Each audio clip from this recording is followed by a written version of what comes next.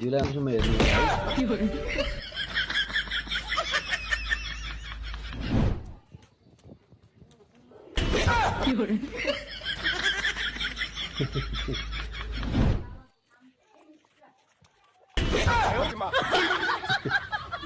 भगवान क्या जुलुम है।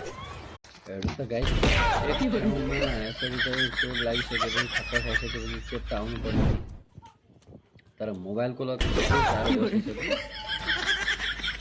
एक त छोड्नुहोस्, 3 पटक चाहिँ ठक्कर खाँदा पनि उसको चाहिँ अझै आएको छ। मोबाइलको लत स्वास्थ्यको लागि